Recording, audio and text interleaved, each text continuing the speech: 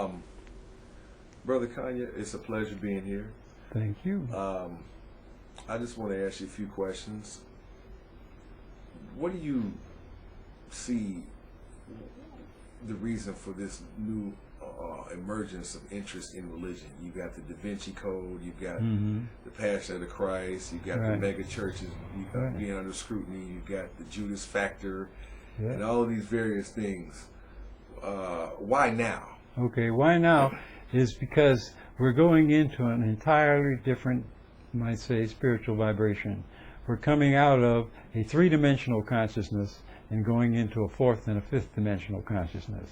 Now, if you're familiar with what they call the photon belt is a belt of electrical energy that's given off by a planet that we go around. In terms of our whole solar system goes around this planet. It's in the constellation of Taurus, the bull, and the planet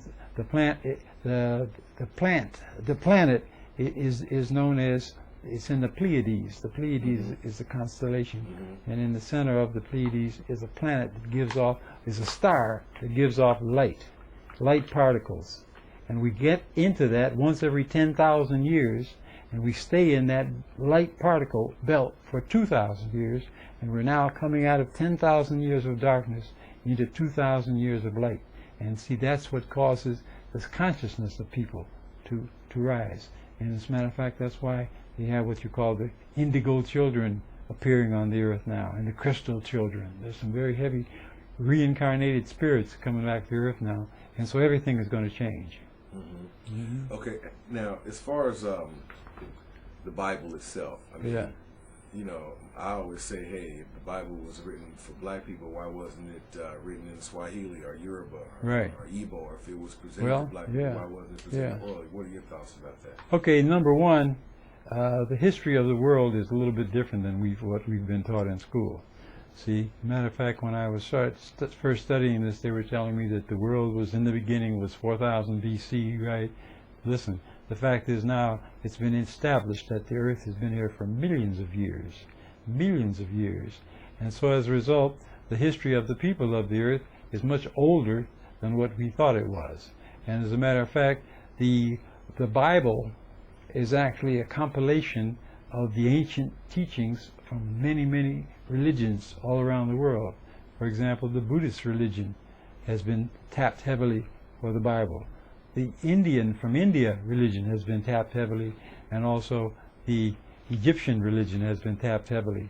So it's actually, they got, I think it was one of the emperors had collected 80,000 different scrolls from around the world and sent off his boys, about 80 different scholars, to spend their time to cull the essence of these three major religious factors and make them into one, and call the one they put together Christianity, which is a complete, it needs to be studied. You need to go back and study the Council of Nicaea in 323 AD, and you need to study the original teachings of the Buddhists and the Krishna people from India, and also the Ancient Egypt, the Light of the World. Gerald Massey has a super book on that.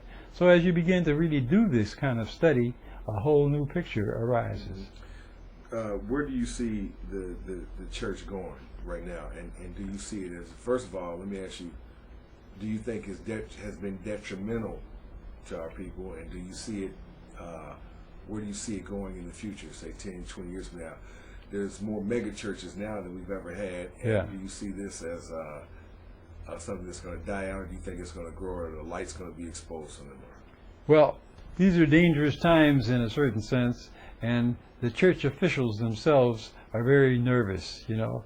For example, the Pope himself, they were thinking of electing a black Pope, you see, because this would inspire the people of Africa to join, and the Catholic Church is being very hard hit to get new people to join.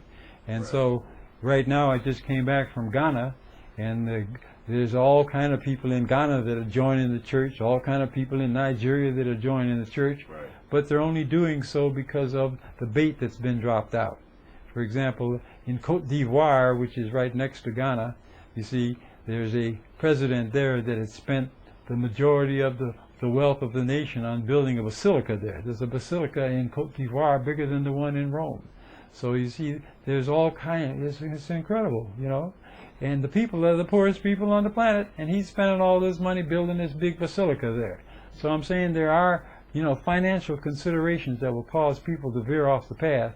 But as I say, as more and more people become self-enlightened, because there's something inside each of us that knows everything, as we begin to tap that, then these negative and false religions are going down the drain, you see. So I think Christianity is in its last days.